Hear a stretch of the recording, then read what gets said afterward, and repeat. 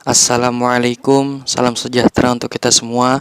Saya Fakhri Maulana Firjatullah dengan NPM 2019-21500-360 kelas R7E dari kelompok 6 ingin mempresentasikan materi dalam mata kuliah pragmatik yang berjudul Hakikat Komunikatif, Fungsi Komunikatif, Jenis-jenis Kalimat Komunikatif dengan dosen pengampu Pak Irwan Siagian MPD, Program Studi Pendidikan Bahasa Indonesia, Fakultas Bahasa dan Seni Universitas Indraprasta PGRI Jakarta. Adapun skema pembahasan pada materi ini meliputi 3 pembahasan. Yang pertama, mengenai hakikat komunikatif. Yang kedua, mengenai fungsi komunikatif. Dan yang ketiga, mengenai jenis-jenis kalimat komunikatif. Lanjut ke pembahasan pertama, 1. Hakikat komunikatif. Devianti pada tahun 2019 dalam karyanya halaman 3 berpendapat bahwa komunikatif artinya mampu menyampaikan pesan dengan baik. Artinya pesan yang diterima oleh penerima atau receiver sama dengan maksud pesan yang disampaikan oleh pengirim pesan atau sender. Yang dimaksud dengan pesan di sini bukan hanya informasi, melainkan juga pemikiran, keinginan, dan perasaan. Jadi, bahasa komunikatif adalah bahasa yang mudah dipahami sehingga pesan yang disampaikan oleh si pembicara bisa dimengerti oleh si pendengar. Merujuk pada pendapat tersebut, teori yang telah disebutkan sebelumnya, maka dapat disimpulkan, disintesiskan bahwa komunikatif berarti dapat mengoneksikan dengan baik pesan, dalam hal ini berupa informasi, pemikiran, keinginan, dan perasaan yang disampaikan oleh komunikator kepada komunikan tanpa adanya kesalahan atau penyimpangan interpretasi makna sesungguhnya dari pesan tersebut, sehingga dalam berkomunikasi bahasa yang komunikatif akan dengan mudah dipahami dengan baik oleh lawan tutur. Lebih jelasnya dapat kita lihat pada contoh berikut. Konteks tuturnya ialah ibu menyuruh Rafli membeli telur di warung. Ibu berkata kepada Rafli, "Nak, tolong belikan ibu telur di warung."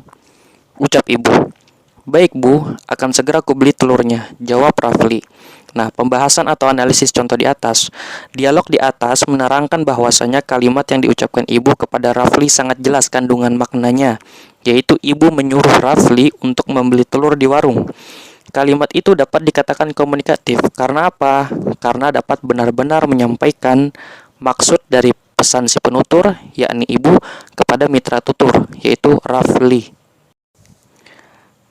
Ada juga pendapat yang dikemukakan oleh Sutirna bahwa penggunaan kata komunikatif jika merujuk kepada si penutur menjadikan si penutur orang yang komunikatif.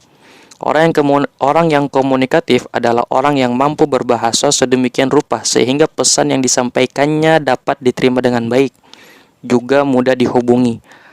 Artinya, memberi respon saat dihubungi. Orang tersebut dapat merespon atau memberi respon saat dihubungi oleh orang lain. Hal ini berdasarkan pendapat Sutirna tahun 2021 dalam karyanya di halaman 10. Merujuk pada pendapat tersebut, yang dikemukakan Sutirna tadi, maka dapat disimpulkan bahwasanya penutur dikatakan sebagai orang yang komunikatif apabila ia mampu berbahasa dengan baik yang membuat makna dari pesan yang disampaikannya kepada mitra tuturnya dapat dipahami atau dicerna. Contoh jelasnya dari teori yang dikemukakan oleh Sutirna tadi, pada peristiwa tutur, yang dialami oleh Sam. Sam, yang merupakan penutur, ia mulai memesan makanan. Sam berkata, "Saya ingin menu favorit di restoran ini, yaitu makanan gabus pucung. Untuk minumannya, saya ingin jus jeruk saja." Nah, tuturan Sam itu direspon oleh pelayan, "Mohon maaf, kebetulan jus jeruknya sudah habis terjual." Seketika itu, Sam langsung merespon balik, "Oh begitu, ya sudah, saya pesan es teh manis saja, tetapi gulanya jangan terlalu banyak." Analisis dari contoh di atas, peristiwa tutur tersebut menggambarkan bahwa Sam ya merupakan orang yang komunikatif. Semua itu terlihat dari bahasa yang disampaikannya kepada pelayan, jelas dan tidak bertele-tele, sehingga membuat pelayan dapat mengerti maksud dari ujaran Sam. Ketika pelayan sudah merespon, Sam langsung mengadakan hubungan timbal balik dengan merespon balik pesan yang disampaikan mitra tutur sesuai maksud dari pesan tersebut dan harapan mitra tutur. Selanjutnya ada teori yang dikemukakan oleh Pradita dan kawan-kawan. Ya, beliau berpendapat dapat dipahami pula bahwa orang yang komunikatif dalam berbahasa ialah yang mempunyai kemampuan komunikatif dalam dirinya. Ya, kemampuan komunikatif itu sendiri adalah pengetahuan mengenai bentuk-bentuk bahasa dan makna-makna bahasa tersebut, dan kemampuan untuk menggunakannya pada saat kapan dan kepada siapa. Pradita dan kawan-kawan pada tahun 2021 dalam karya mereka di halaman 129. Mengacu pada pendapat di atas, maka dapat disimpulkan bahwa kemampuan komunikatif ialah pengetahuan yang dimiliki oleh penutur mengenai bentuk-bentuk bahasa dan makna-makna bahasa yang disampaikan dan diterimanya. Selain itu, kemampuan komunikatif juga berhubungan dengan ketepatan penutur menggunakan bahasa sesuai dengan situasi tutur, ya, kapan dan di mana, dan mitra tutur yang kaitannya dengan siapa ia berbicara atau berinteraksi. Contohnya, konteks tuturannya ialah ibu sedang membeli sayuran. Lantas ibu menawar harga sayuran itu. Ibu berkata kepada penjual sayur, "Bang, bayam 2 ikat 5.000 ya." Ya, maksudnya harganya bayam 2 ikat 5.000. Penjual sayur merespon, "Oke deh, Bu." Nah, analisisnya ialah peristiwa tutur di atas menunjukkan ibu mempunyai kemampuan komunikatif dalam berbahasa. Ibu dapat menggunakan bahasa-bahasa sesuai dengan tempatnya, yakni di pasar, umumnya, dan lumrahnya orang menggunakan ragam bahasa non-formal. Ya, terlihat pula bahwa si penjual sayur seketika itu langsung paham dengan pesan yang disampaikan ibu. Walaupun ibu tidak secara langsung menyebut kata harganya, ya, tetapi si penjual sayur sudah paham bahwasanya yang ditanyakan ibu, "Bang, bayam 2 ikat 5.000 ya," ialah maksudnya harga bayam tersebut 2 ikat 5.000. Karena si penjual sayur sudah memahaminya, maka ia langsung meresponnya dengan berkata, "Oke deh, Bu." Artinya penjual sayur tersebut menyetujuinya. Dari berbagai teori yang telah disebutkan sebelumnya, ya, dapat disimpulkan bahwa komunikatif jika dikaitkan dengan bahasa artinya mampu menyampaikan pesan dengan baik. Bahasa tersebut dapat menyampaikan pesan komunikator kepada komunikan dengan baik. Kaitannya dengan penutur, orang yang berbahasa itu ialah penutur yang komunikatif, ialah yang dapat melakukan hal tersebut, menyampaikan pesan dengan baik ketika berkomunikasi sehingga tidak menimbulkan multitafsir atau penyimpangan makna oleh si mitra tutur. Orang yang komunikatif ialah yang mempunyai kemampuan komunikatif, yakni berpengetahuan dalam berbahasa. Artinya, dapat menyampaikan dan menerima pesan dengan baik sesuai maksud dan harapan si mitra tutur. Menuju kepada pembahasan berikutnya, yakni mengenai fungsi komunikatif. Yang pertama yang akan dibahas di sini ialah hakikat fungsi komunikatif itu sendiri. Ya, fungsi komunikatif bahasa sebagai penggunaan bahasa untuk penyampaian informasi antara pembicara atau penulis dan pendengar atau pembaca. Fungsi komunikatif bahasa tidak hanya terkait dengan komunikasi lisan, tetapi juga mencakup komunikasi tulis. Dalam hal ini yang membedakan komunikasi tulis dengan komunikasi lisan adalah media yang digunakan. Fungsi komunikatif bahasa terkait dengan bahasa sebagai alat komunikasi verbal. Hal ini berdasarkan pendapat yang dikemukakan oleh Saptomo dan kawan-kawan pada tahun 2022.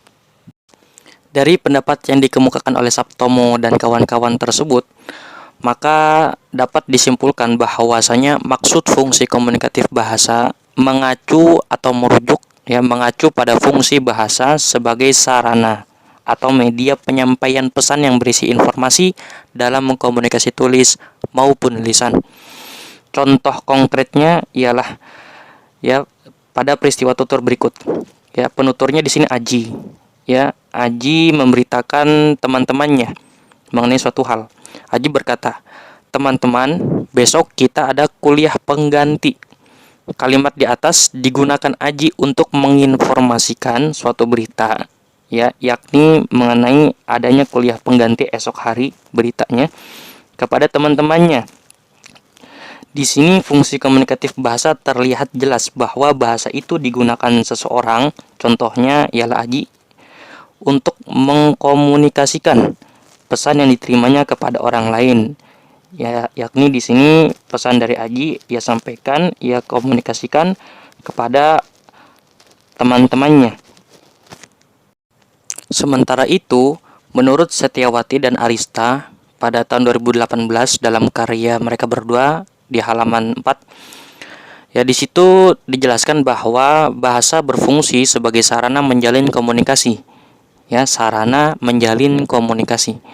Fungsi inilah yang disebut fungsi komunikatif atau interaksional. Mengacu pada pendapat tersebut, dapat disimpulkan bahwa fungsi komunikatif bahasa itu sendiri mengandung pengertian bahwa bahasa digunakan sebagai sarana atau media bagi manusia untuk menjalin komunikasi atau berinteraksi antar sesamanya. Contoh sederhananya, ya, pada peristiwa tutur, ya, di sini ialah penuturnya Herman dan mitra tuturnya Sony. Herman tidak sengaja melihat Sony yang sedang berbelanja di pasar. Kemudian Herman pun menghampirinya, lalu menyapanya. Herman berkata, "Hai Sony, apa kabar? Ternyata kamu berbelanja di pasar ini juga." Sony berkata, Herman, kabarku baik. Tidak kusangka aku berjumpa denganmu di pasar ini." "Iya, aku terkadang berbelanja di pasar ini karena segala kebutuhanku tersedia di sini." "Oh iya, kamu sendiri apa kabar?" Herman menjawab, "Seperti yang kau lihat, aku sehat dan bugar." Pembahasan mengenai contoh tersebut, ya, berupa dialog percakapan antara Herman dan Sony, maka terlihat jelas fungsi komunikatif bahasa, yakni sebagai sarana seseorang untuk menjalin komunikasi atau interaksi dengan orang lain. Dalam peristiwa tutur di atas, Herman menyapa, ya, dalam artian memulai interaksi dengan mitra tuturnya yakni Sony. Setelah itu terjadi kelanjutan kegiatan komunikasi tersebut. Setelah disapa oleh Herman, Sony pun ya menjawabnya, meresponnya dan menanyakan kembali, ya, mengenai kabar Herman. Herman menggunakan fungsi komunikatif bahasa sebagai sarana atau media untuk menjalin hubungan komunikasi atau interaksi dengan mitra tuturnya Sony. Hal ini ya berhubungan, ya, jelas berhubungan, ya, dari teori yang dikemukakan oleh Setiawati dan Arista sebelumnya. Di sisi lain, Marhamah dan Sabardila pada tahun 2014 dalam karya mereka berdua halaman 67 berpendapat bahwa dalam fungsinya sebagai alat komunikasi, bahasa dituntut memiliki fungsi yang komunikatif. Nah, bagaimana caranya supaya fungsi komunikatif bahasa itu dapat terpenuhi? Nah, dijawab supaya memenuhi fungsi komunikatif itu, ya, dijawab ya oleh Marhamah dan Sabardila. Bahasa mestinya dipakai dengan sebaik-baiknya agar tidak menimbulkan makna ganda atau kesalahan yang menyebabkan orang lain tidak memahami bahasa yang digunakan. Merujuk pada pendapat tersebut, maka dapat disimpulkan bahwa fungsi komunikatif bahasa membicarakan fungsi bahasa sebagai alat komunikasi atau penyampaian pesan. Oleh karena itu, supaya fungsi komunikatif tersebut dapat terpenuhi, bahasa seyogyanya digunakan dengan sebaik mungkin agar tidak menimbulkan ambiguitas atau bahkan penyimpangan makna oleh si mitra tutur. Ya, artinya bahasa itu mesti digunakan sebaik-baiknya supaya tidak menimbulkan ambiguitas, ya, atau bahkan lebih parah dari itu yakni penyimpangan makna oleh si mitra tutur. Ya, si penutur menjalin komunikasi dengan si mitra tutur. Penutur ini menginginkan suatu hal, bisa dikatakan A, misalnya penutur menginginkan A, ya, dalam ujarannya, dalam bahasa yang ia sampaikan.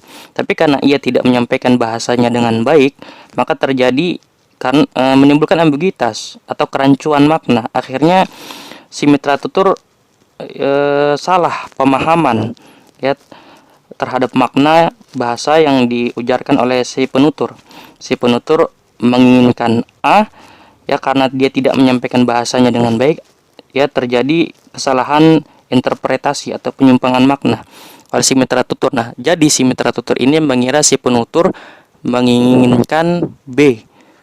Nah, ini dikarenakan si penutur tidak baik ya atau tidak cermat dalam berbahasa.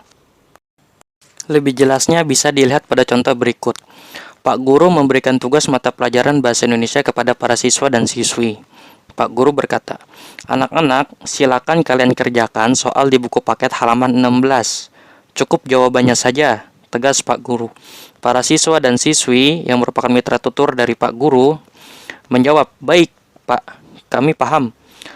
Nah, ketika itu ada salah seorang murid yang berkata kepada teman sebangkunya, ya karena mendengar tuturan dari Pak Guru tersebut, ya, ia berkata kepada teman sebangkunya, "Akhirnya kita tidak perlu repot-repot untuk menulis soalnya," kata murid itu. Nah, temannya ya menimpali, "Iya, Pak Guru memang baik hati," timpal teman sebangkunya. Mari kita analisis contoh tersebut.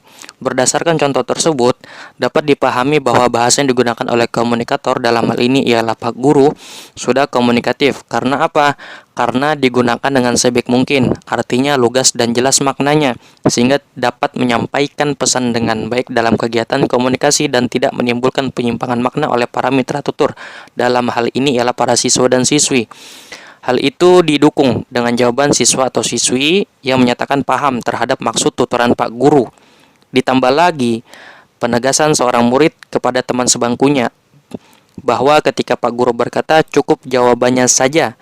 Nah, si murid ini ya ia langsung paham ya makna dari tuturan si Pak Guru dan ia mengoneksikan ya pemahaman terhadap makna dari tuturan Pak Guru tersebut kepada temannya.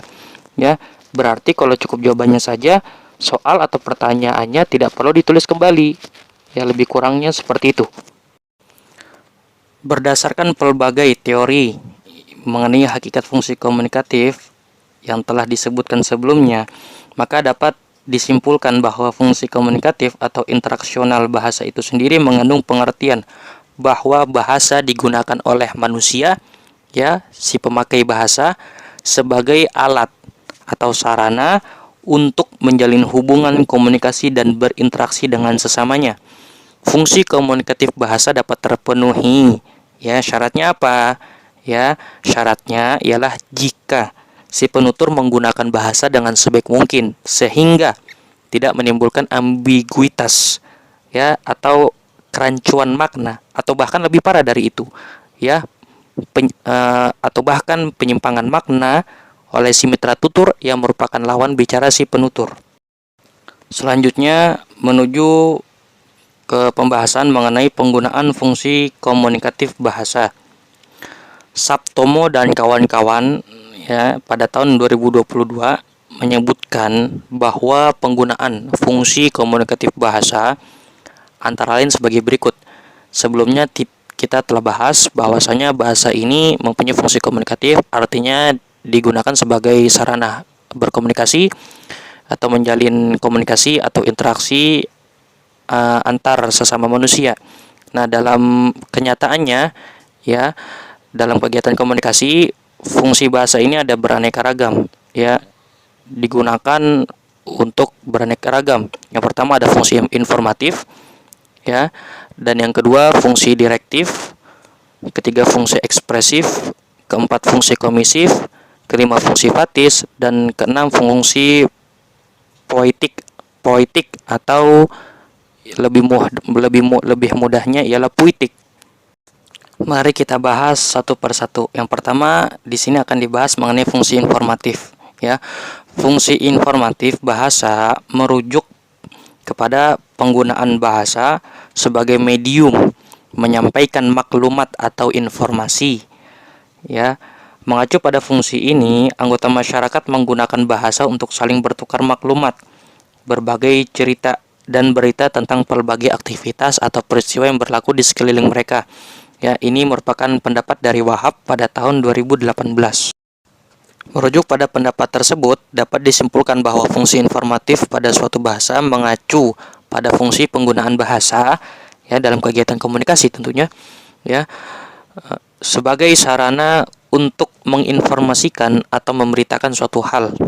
Lebih jelasnya, para pengguna bahasa, ya, atau masyarakat menggunakan bahasa untuk saling bertukar atau berbagi informasi, cerita, dan berita. Inilah yang dinamakan fungsi informatif yang melekat pada sebuah bahasa. Lebih jelasnya, mari kita lihat contoh berikut.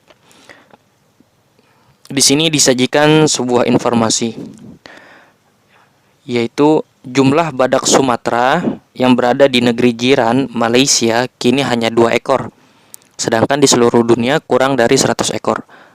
Pembahasan. Kalimat tersebut mengandung fungsi informatif yang jelas dan lugas.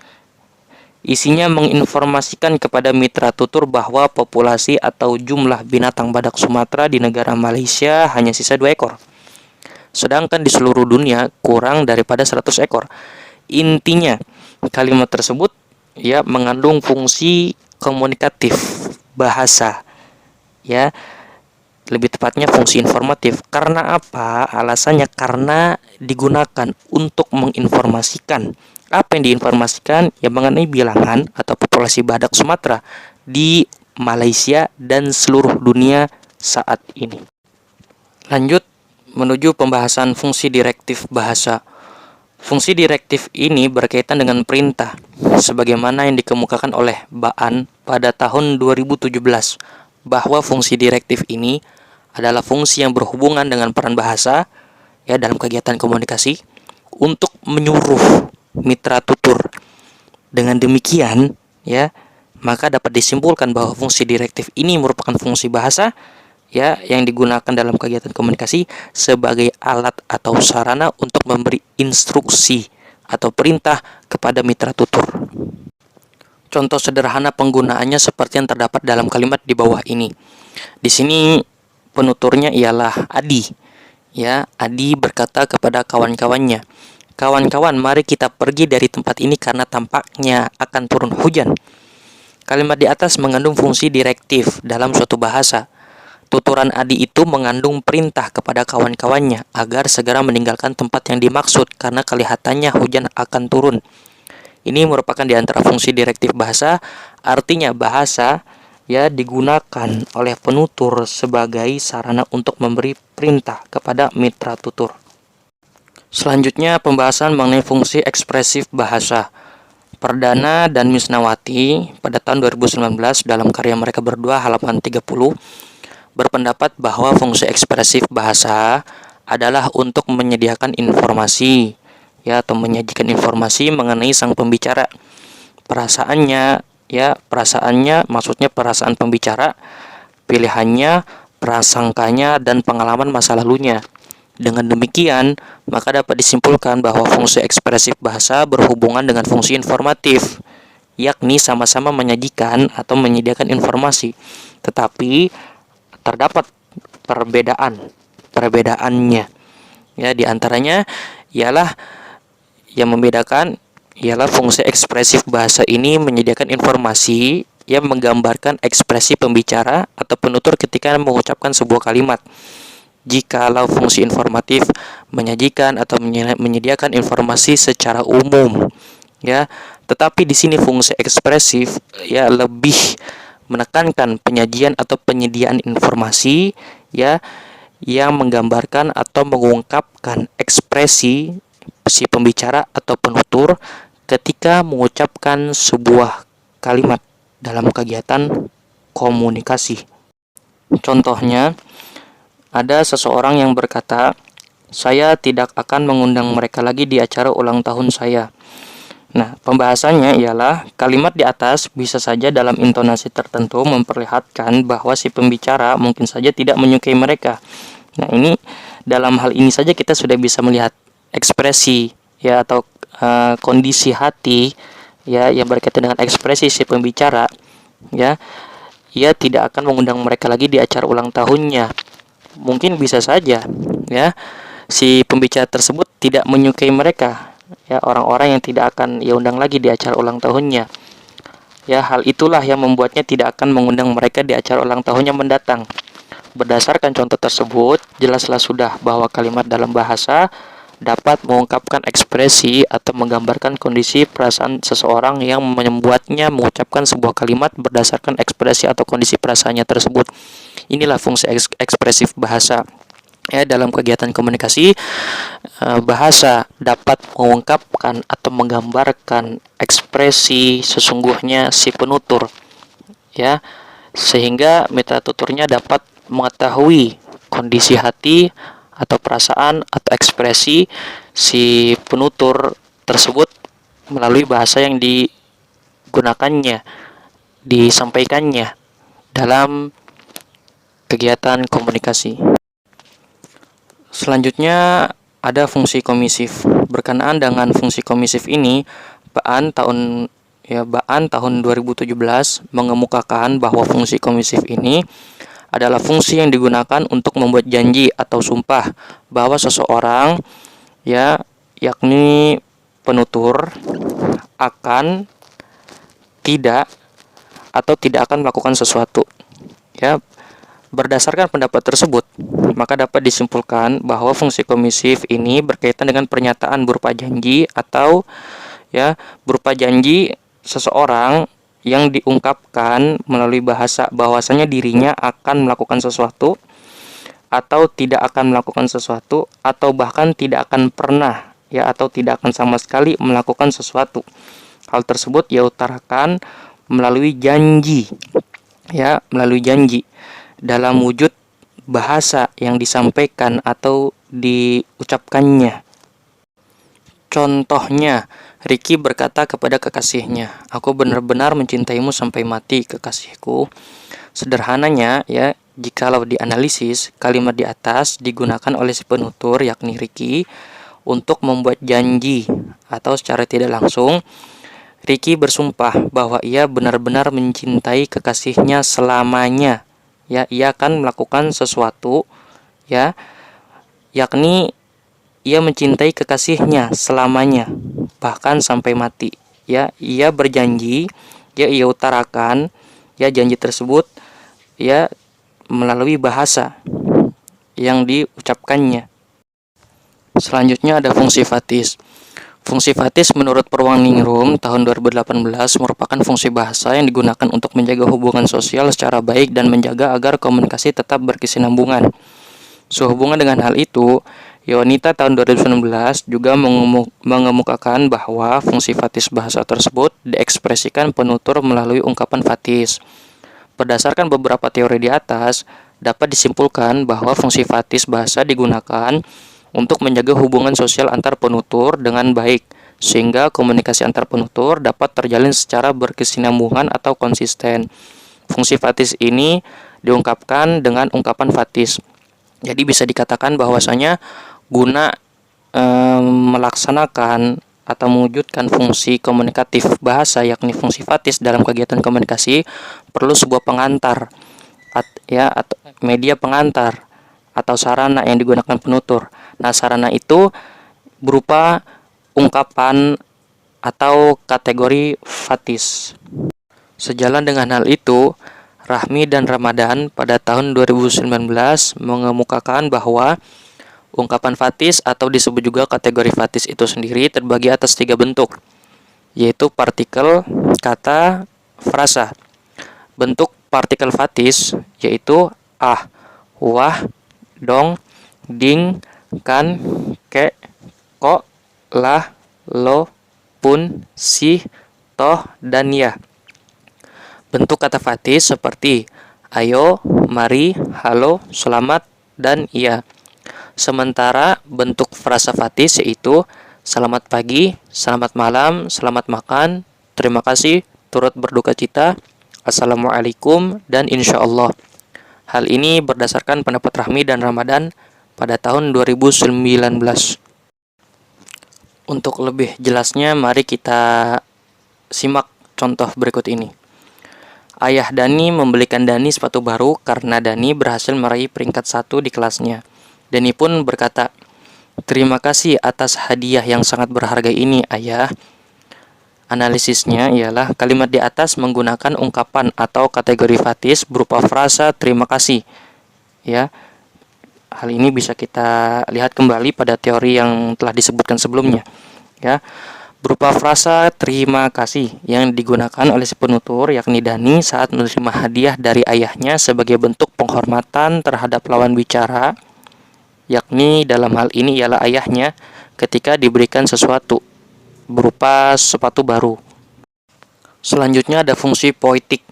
Fungsi poetik atau disebut juga dengan istilah puitik merujuk pada fungsi bahasa sebagai sarana untuk menyampaikan amanat atau pesan. Selain itu, fungsi puitik ini juga digunakan untuk menyampaikan suatu nilai estetis atau keindahan dalam sebuah bahasa khas yang digunakan. Hal ini berdasarkan teori yang dikemukakan oleh Sumarti dan kawan-kawan pada tahun 2021 di halaman 92. Adapun sintesis dari teori tersebut ialah dapat disimpulkan bahwa fungsi poetik atau puitik yang melekat pada sebuah bahasa menunjukkan bahwa bahasa selain dapat digunakan untuk menyampaikan pesan juga dapat digunakan untuk menyampaikan suatu nilai atau unsur yang mengandung estetika. Supaya lebih jelas, mari kita simak contoh berikut. Ali memandang wajah ibunya, kemudian ia berkata, "Indahnya wajah ibunda layaknya kilau permata." Mari kita analisis. Kalimat di atas mengandung fungsi poetik ya, atau lebih mudahnya puitik dalam bahasa, yakni kalimat tersebut digunakan Ali ya selaku penutur untuk menyampaikan pesan. Apa pesannya? Wajah ibunya ya, ibunya Ali yang indah atau cantik ya, dengan menyisipkan nilai-nilai estetis ya, dengan menyisipkan nilai-nilai estetis. Jadi pesan tersebut tidak begitu saja disampaikan, tetapi lebih jelasnya pesan tersebut mengandung ya nilai-nilai estetis yang sengaja disisipkan ya, atau diletakkan oleh si penutur ini ya dalam kegiatan komunikasi sehingga bernuansa keindahan yang khas dalam bahasanya. Jadi bahasa selain digunakan untuk menyampaikan informasi juga bisa dijadikan sebagai sarana untuk menyampaikan nilai-nilai keindahan atau pelbagai aspek keindahan ya dalam bahasa itu sendiri. Berdasarkan pelbagai teori tersebut, maka dapat disimpulkan bahwa bermula fungsi komunikatif bahasa itu sendiri erat kaitannya dengan penggunaan bahasa sebagai alat komunikasi yang berfungsi untuk menyampaikan pesan dari komunikator kepada komunikan. Adapun fungsi-fungsi komunikatif yang terdapat pada sebuah bahasa yang digunakan oleh penutur dalam berkomunikasi ialah: pertama, fungsi informatif, artinya bahasa sebagai sarana menginformasikan. Kedua, fungsi direktif, artinya bahasa sebagai sarana memberikan perintah atau suruhan atau instruksi. Ketiga, fungsi ekspresif, artinya bahasa sebagai sarana mengungkapkan ekspresi atau berekspresi. Keempat, fungsi komisif, artinya bahasa sebagai sarana untuk membuat pernyataan berupa janji. Dan yang kelima ialah fungsi fatis, artinya bahasa digunakan sebagai sarana untuk merawat hubungan sosial dan kesinambungan komunikasi. Fungsi fatis ini diungkapkan dalam kegiatan komunikasi ya melalui ungkapan atau kategori fatis sebagaimana yang telah disebutkan atau dijelaskan pada penjelasan sebelumnya.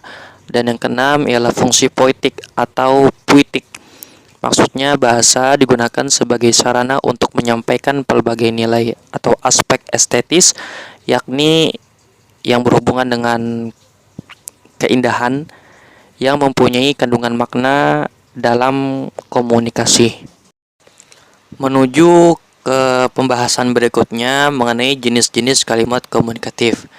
Yang terlebih dahulu akan dibahas pada pembahasan ini mengenai hakikat kalimat komunikatif. Suartono dan Hidayat pada tahun 2016 dalam karya mereka di halaman 13, ya. Di situ tertera bahwa penggunaan bahasa yang komunikatif itu ialah penggunaan bahasa yang mudah dipahami antara kedua belah pihak. Ya, kedua belah pihak yang dimaksud di sini ialah komunikator dan komunikan. Yang pastinya keduanya ini mesti ada dalam kegiatan komunikasi, sehingga tidak terjadi kesalahpahaman. Oleh karena itu, secara tersirat dapat disimpulkan bersama bahwa bahasa yang komunikatif mengandung kalimat-kalimat yang komunikatif pula. Artinya, kalimat yang digunakan dalam berbahasa mudah dipahami maknanya oleh si penutur itu sendiri dan si mitra tutur, sehingga peluang penyimpangan makna dalam kalimat yang digunakan ketika berbahasa itu tidak akan terjadi sama sekali. Hal ini merupakan bentuk penggunaan bahasa yang tepat dalam berkomunikasi. Lebih jelasnya, mari kita lihat contoh berikut. Di sini penuturnya ialah Tony, ya. Tony melihat sekumpulan anak kecil sedang bermain bola. Kemudian ia menghampirinya dan berkata, "Adik-adik, ayo istirahat sebentar. Kita makan bersama-sama," ajak Tony. "Baik, Kak Tony," jawab mereka hampir bersamaan. Ya, mari kita analisis. Dari contoh di atas, dapat ditarik sebuah kesimpulan bahwa dalam berinteraksi dengan mitra tutur yang merupakan anak-anak, Tony menggunakan kalimat yang jelas maknanya, mengajak mereka istirahat sejenak untuk makan dan tidak berbelit-belit. Tony menggunakan kalimat yang komunikatif sehingga menjadikan bahasa yang ia gunakan juga komunikatif, mudah dipahami maknanya oleh mitra tuturnya. Di sini menunjukkan penggunaan bahasa, ya, yang tepat yang dilakukan oleh Tony. Sehubungan dengan hal itu, Tanjung dan kawan-kawan pada tahun 2021 dalam karyanya di halaman 29 menyatakan pula bahwa kalimat komunikatif merupakan kalimat yang mudah dipahami maksudnya oleh pembaca maupun pendengar. Kalimat dapat dipahami, gagasan jelas dan tidak menyimpang dari kaidah bahasa yang benar. Tutur bahasa dan kalimat disusun cermat, baik dari segi pemilihan diksi, ya, maksudnya pemilihan kosakata, maupun penyusunan anak kalimat. Ya, dapat dipahami bersama bahwa dengan menggunakan kalimat yang komunikatif ini, tujuan dari kegiatan komunikasi sudah pastilah akan tercapai. Merujuk pada pendapat tersebut, ya, pendapat yang dikemukakan oleh Tanjung dan kawan-kawan, maka dapat disimpulkan bahwa kalimat komunikatif merupakan kalimat yang dapat dipahami atau dicerna maksud dari pesan yang berada dalam kalimat tersebut oleh si komunikan. Gagasan komunikator tergambar jelas dalam kalimat tersebut. Struktur kebahasaan dalam kalimat tidak menyimpang dari kaidah-kaidah kebahasaan yang berlaku. Intinya, kalimat ini disusun secara cermat sehingga dapat mengkomunikasikan pesan dari komunikator kepada komunikan dengan baik dan benar. Contoh sederhananya, kepala sekolah memberikan maklumat kepada para wali siswa ketika rapat berlangsung. Kepala sekolah berkata, "Bapak dan Ibu sekalian, saya ingin menginformasikan kepada kalian bahwa kegiatan penilaian akhir tahun di SMP Prestasi Bangsa akan dilaksanakan pada pekan depan." Mari kita analisis. Kalimat yang diucapkan oleh kepala sekolah sebagaimana disebutkan di atas dapat dikatakan komunikatif. Karena apa? Karena pertama, mudah dipahami maksud pesannya oleh si pendengar, ya, yakni para wali siswa, ya, yakni pemberitahuan mengenai pelaksanaan kegiatan PAT atau penilaian akhir tahun di SMP Prestasi Bangsa. Kedua, menggambarkan jelas gagasan komunikator, yakni kepala sekolah, yakni menginformasikan atau memberitakan suatu hal mengenai pelaksanaan PAT kepada yang berhak menerimanya, yakni para wali siswa. Ketiga, kalimat tersebut disusun secara cermat sesuai kaidah kebahasaan yang benar. Di antara buktinya ialah pemakaian tanda petik dua di atas, di depan dan belakang kalimat yang mengartikan bahwa kalimat itu diucapkan langsung oleh kepala sekolah. Kalimat itu juga berintonasi final deklaratif karena termasuk jenis kalimat deklaratif atau berita yang dilambangkan dengan tanda titik dalam bahasa tulis. Selanjutnya ada pendapat yang dikemukakan oleh Lestari pada tahun 2018, yaitu kalimat yang dibangun dengan struktur kebahasaan akan menjadikan kalimat lebih komunikatif dan makna yang disampaikan dalam kalimat tidak kabur. Ya, maksudnya di sini tidak kabur artinya jelas, ya, tidak samar. Kalimat yang komunikatif selalu berlandaskan ejaan bahasa Indonesia. Lestari pada tahun 2018.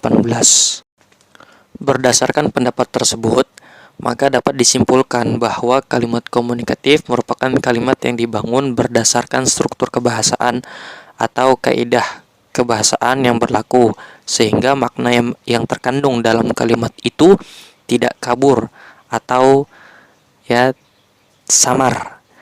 Merujuk pada kaidah atau pedoman tata bahasa di Indonesia, maka kalimat komunikatif itu mesti berlandaskan ejaan bahasa Indonesia yang berlaku. Sekarang ini ialah EYD atau ejaan yang disempurnakan edisi 5. Contohnya, Doni tiba di toko perabotan Pak Joko. Ia langsung mengutarakan keinginannya. Ia berkata kepada Pak Joko, "Pak, saya ingin membeli perabotan rumah tangga, kursi, meja, dan lemari." Penjelasan, kalimat yang diucapkan Doni itu dapat dikatakan komunikatif. Loh, kenapa dapat dikatakan komunikatif? Karena dibangun atau didasari dengan struktur kebahasaan yang benar, sehingga makna yang terkandung di dalamnya jelas atau tidak samar atau tidak kabur.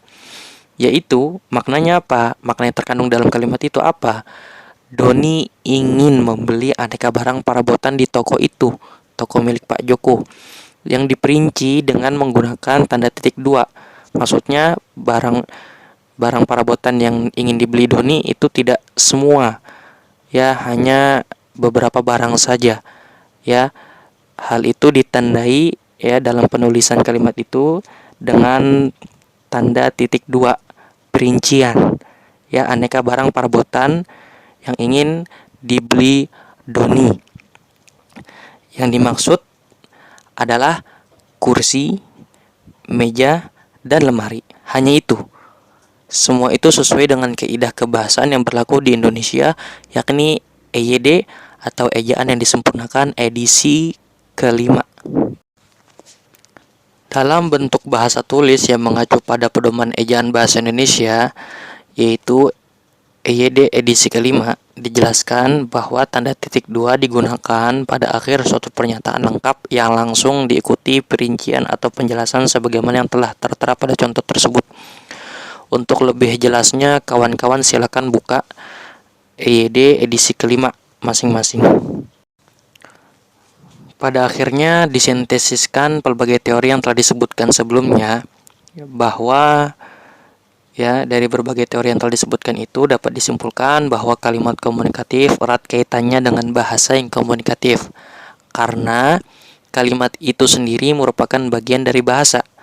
Ya, kalimat merupakan bagian dari bahasa. Dalam berbahasa, ya, sudah barang tentu kita otomatis kita akan mengatakan pelbagai kalimat. Ya, bahasa yang komunikatif berarti sudah pasti kalimat di dalamnya pun komunikatif. Artinya, kalimat itu disebut komunikatif karena mudah dipahami maksud kandungan makna di dalamnya. Gagasan komunikator tergambar jelas dalam kalimat itu sehingga pemahaman komunikator dan komunikan terhadap makna pesan menyatu atau sama. Kalimat itu juga disusun secara cermat atau tidak menyimpang dari struktur atau kaidah kebahasaan yang benar dan berlaku. Ya, jadi kalimat itu tidak menyimpang dari struktur atau kaidah kebahasaan yang benar dan berlaku. Struktur atau kaidah kebahasaan itu sendiri jika merujuk pada negara Indonesia, maka yang berlaku dan dianggap benar ialah EYD edisi ke-5. Ya, sudah jelas ya, jikalau kondisi di Indonesia, maka kalimat itu dikatakan komunikatif jikalau tidak menyimpang ya sederhananya tidak menyimpang, tidak melenceng dari kaidah kebahasaan ya yang tertera pada EYD edisi kelima yang berlaku ya dan sudah diakui oleh seluruh warga negara Republik Indonesia. Selanjutnya akan dibahas di sini mengenai jenis-jenis kalimat komunikatif. Kalimat komunikatif merupakan kalimat yang mengandung nilai komunikatif. Nilai komunikatif dalam bahasa Indonesia menggunakan kajian teori pragmatik terdiri dari pertama, kalimat deklaratif yaitu kalimat berita. Kedua, kalimat interrogatif merupakan kalimat bertanya kepada lawan bicara atau mitra tutur. Ketiga, kalimat imperatif merupakan kalimat perintah. Keempat, kalimat ekslamatif adalah kalimat seruan. Dan yang kelima ialah kalimat empatik atau kalimat penegas. Hal ini berdasarkan teori yang dikemukakan oleh Ulfah dan kawan-kawan pada tahun 2022. Menuju kepada pembahasan pertama ya, yaitu mengenai kalimat deklaratif, jenis kalimat komunikatif ya ini berupa kalimat deklaratif. Pertama, ada pendapat dari Rahman. Beliau mengemukakan bahwa kalimat deklaratif adalah kalimat yang berisi suatu pernyataan yang berfungsi untuk memberikan informasi atau berita tentang suatu hal. Rahman tahun 2017 pada karyanya di halaman 102. Sementara itu menurut Sutarno, ya pendapat Sutarno pada tahun 2019 pada karya beliau di halaman 73, beliau berpendapat bahwa kalimat deklaratif atau biasa disebut kalimat pernyataan merupakan kalimat yang berisikan sebuah pernyataan dan bertujuan memberitakan. Ya, pendapat pertama Rahman dan pendapat kedua Sutarno ini sama-sama menyatakan bahwa kalimat deklaratif ini berisikan pernyataan dengan tujuan untuk memberitakan ya atau menginformasikan. Lebih kurang seperti itu. Dengan demikian, maka dapat disimpulkan bahwa kalimat deklaratif ialah kalimat yang mengandung pernyataan yang berfungsi untuk menginformasikan atau memberitakan. Artinya, kalimat ini memiliki nilai komunikatif dalam kegiatan komunikasi untuk memberikan informasi atau berita kepada mitra tutur. Contohnya, ya, peristiwa yang belum lama ini terjadi ialah Piala Dunia. Ya, Piala Dunia. Baiklah, kita simak kalimat di bawah ini. Piala Dunia yang diselenggarakan di Qatar, negara Qatar pada tahun ini dimenangkan oleh Argentina. Kita analisis. Kalimat di atas merupakan kalimat deklaratif yang mengandung nilai komunikatif, mengabarkan atau memberitakan atau menginformasikan mengenai suatu hal atau kejadian. Apa kejadian tersebut? Ya, peristiwa yang belum lama ini ya berlangsung ya, yakni mengenai pertandingan ya sepak bola Piala Dunia tahun 2022 yang dijuarai oleh negara Argentina. Singkatnya, kalimat tersebut dikatakan sebagai kalimat deklaratif karena isinya ya berisikan pernyataan ya berupa pemberitaan ya mengenai festival ya ajang sepak bola internasional yang diselenggarakan di Qatar yang dimenangkan oleh negara Argentina. Selanjutnya ada pembahasan mengenai kalimat interrogatif. Kalimat interrogatif adalah kalimat yang dibentuk untuk memancing responsi yang berupa jawaban. Kalimat interrogatif juga dikenal dengan nama kalimat tanya. Awaludin tahun 2017 halaman 99. Dengan demikian, maka dapat disimpulkan bahwa dalam komunikasi kalimat interrogatif ini digunakan untuk bertanya atau memancing respon dari mitra tutur berupa jawaban dari pertanyaan tersebut. Maka dari itu dapat dipahami bahwa kalimat ini mengandung nilai komunikatif yaitu untuk bertanya ya memperoleh jawaban yang diinginkan oleh si penutur dari mitra tutur atau lawan bicaranya. Contohnya pada situasi tutur berikut. Di sini diceritakan bahwasanya Aryo lupa membawa pulpen. Lantas ia bertanya kepada Sandi temannya, "San, kamu punya pulpen lebih?" Tuturan di atas menunjukkan penggunaan kalimat interrogatif oleh Aryo.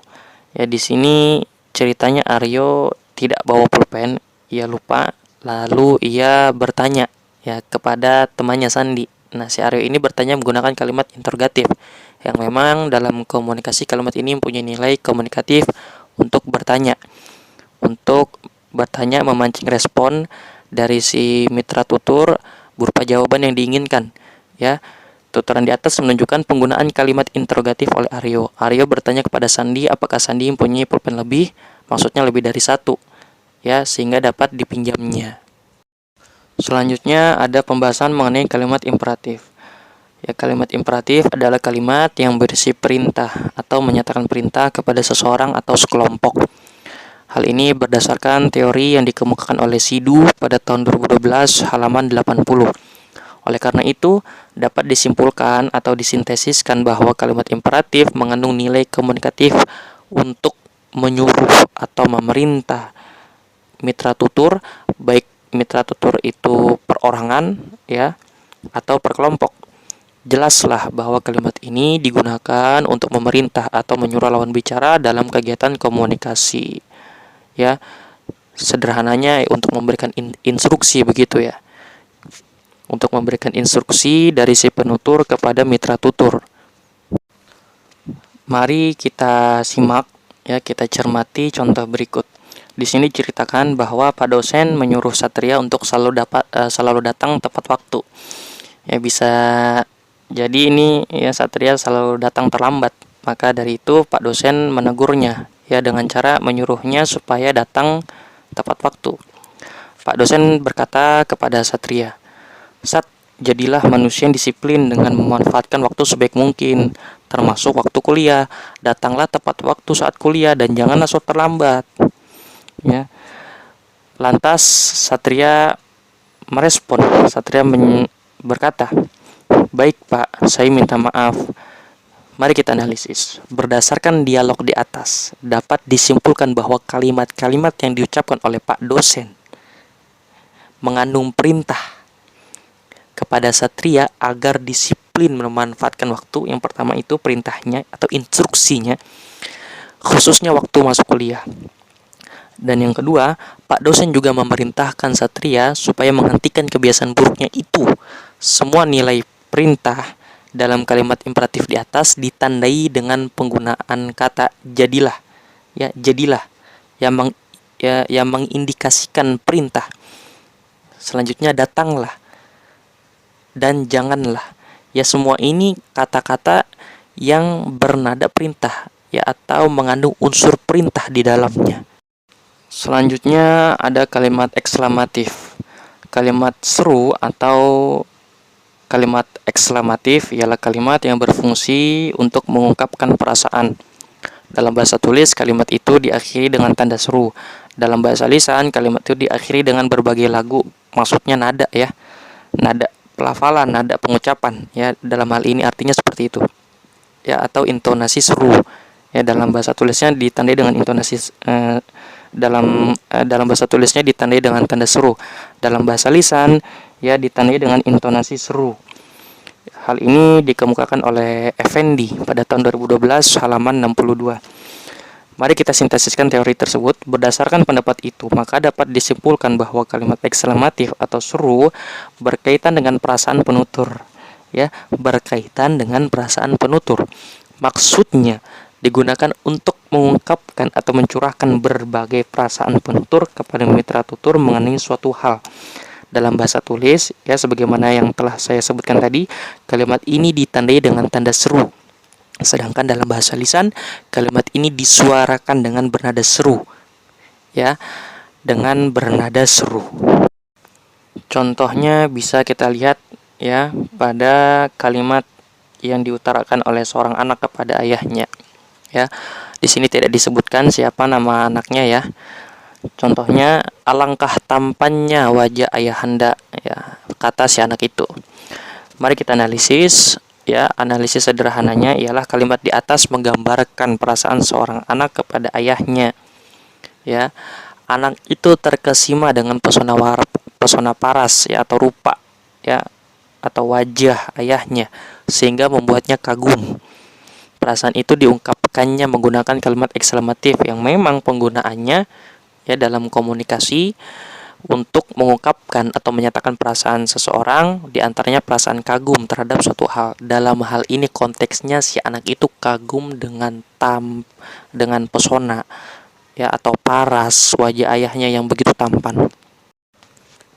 Lanjut menuju pembahasan mengenai kalimat empatik ya atau sederhananya penegas. Kalimat penegas. Kalimat empatik atau penegas ialah kalimat yang memberikan penekanan khusus. Nisa dan Sarujin tahun 2020. Ya di sisi lain ada pendapat yang dikemukakan oleh Jahdiyah pada tahun 2011. Beliau menyatakan bahwa kalimat empatik adalah kalimat yang di dalamnya terkandung maksud memberikan penekanan khusus. Terkandung maksud memberikan penekanan khusus. Dalam bahasa Indonesia, penekanan khusus itu biasanya dikenakan pada bagian subjek kalimat. Di sini kita bisa menyimpulkan ya berdasarkan pendapat sebelumnya. Kita simpulkan bahwa kalimat empatik atau penegas merupakan kalimat yang digunakan untuk memberikan penekanan atau penegasan khusus kepada mitra tutur dalam berkomunikasi. Contohnya bisa dilihat di sini ya, ada seseorang yang berkata, "Inilah saatnya kita mesti sungguh-sungguh berjuang meraih cita-cita." Analisis sederhananya, kalimat di atas memberi penekanan atau penegasan terhadap waktu atau saat yang dialami penutur bahwa di saat atau waktu yang dimaksud, ya penekanan atau penegasannya ini ke arah waktu atau saat yang dialami penutur bahwa di saat atau waktu yang dimaksud penutur dan mitra tutur mesti giat atau bersungguh-sungguh berjuang menggapai cita-citanya. Alhasil dari berbagai teori yang telah disebutkan sebelumnya, maka dapat disimpulkan bahwa kalimat komunikatif mempunyai hubungan yang kuat dengan bahasa sebagai alat komunikasi antar sesama manusia. Kalimat komunikatif yang digunakan ketika berbahasa akan menjadikan bahasa tersebut komunikatif. Artinya pesan-pesan yang disampaikan dapat diterima atau dipahami dengan baik oleh lawan bicara. Adapun kalimat-kalimat yang punya nilai komunikatif dalam berbahasa terdiri dari beberapa jenis dan penggunaannya. Ya. Yaitu pertama, kalimat deklaratif yang mempunyai nilai komunikatif untuk memberitakan atau menginformasikan komunikan. Kedua, kalimat interrogatif yang mempunyai nilai komunikatif untuk bertanya atau menuntut adanya respon berupa jawaban dari komunikan. Ketiga, kalimat imperatif yang mempunyai nilai komunikatif untuk menyuruh atau memerintahkan komunikan melakukan sesuatu sesuai perintah komunikator. Keempat, ada kalimat ekslamatif yang mempunyai nilai komunikatif untuk mengungkapkan perasaan khususnya kekaguman komunikator terhadap suatu hal kepada komunikan. Kelima, ada yang namanya kalimat empatik, yaitu kalimat yang memiliki nilai komunikatif untuk memberi penekanan khusus atau penegasan pada bagian dalam kalimat yang diucapkan oleh komunikator. Selanjutnya telah sampailah kita di bagian penghujung dalam presentasi kali ini, yaitu bagian simpulan. Dari berbagai pemaparan materi mengenai hakikat, fungsi komunikatif, serta jenis-jenis kalimat komunikatif, dapat disimpulkan beberapa hal terkait hal itu. Yang pertama, komunikatif berarti mudah dipahami. Artinya jika disangkut pautkan dengan bahasa ialah pesan yang disampaikan melalui bahasa tersebut mudah dipahami oleh lawan bicara. Komunikatif berkaitan dengan penutur, artinya orang tersebut dapat menyampaikan pesannya kepada lawan bicaranya dengan baik dan benar. Orang yang komunikatif ialah yang punya kemampuan komunikatif, yakni berpengetahuan dalam berbahasa. Kedua, berkaitan dengan fungsi komunikatif ya. Fungsi komunikatif berkaitan dengan fungsi bahasa sebagai alat komunikasi. Fungsi komunikatif bahasa mempunyai beberapa jenis penggunaan. Yang pertama fungsi informatif untuk menginformasikan, kedua direktif, bahasa digunakan untuk memerintahkan. Ketiga, fungsi ekspresif, bahasa sebagai sarana untuk mengekspresikan. Keempat, fungsi komisif, bahasa digunakan sebagai sarana untuk membuat janji atau menyatakan janji. Kelima, fungsi fatis. Fungsi ini untuk mengharmoniskan hubungan komunikasi, diantaranya dengan penggunaan kata loh dan juga frasa terima kasih, assalamualaikum, insyaallah, ya, yang lumrah penggunaannya dalam kegiatan komunikasi dan sebagainya. Keenam, fungsi poetik atau lebih mudahnya puitik berkenaan dengan estetika dalam berkomunikasi. Sederhananya, bahasa digunakan dalam kegiatan komunikasi untuk menyampaikan nilai-nilai atau aspek-aspek estetis yang berhubungan dengan keindahan ya, kepada mitra tutur. Dan yang ketiga, kalimat komunikatif. Di antaranya satu ya, jenis-jenis kalimat komunikatif dalam pembahasan tadi, di antaranya ada kalimat deklaratif atau berita, kedua kalimat interrogatif atau pertanyaan, ketiga imperatif atau perintah, keempat ekslamatif ya, untuk mengutarakan perasaan khususnya kekaguman penutur kepada mitra tutur mengenai suatu hal atau kejadian. Kelima, kalimat empatik atau penegasan.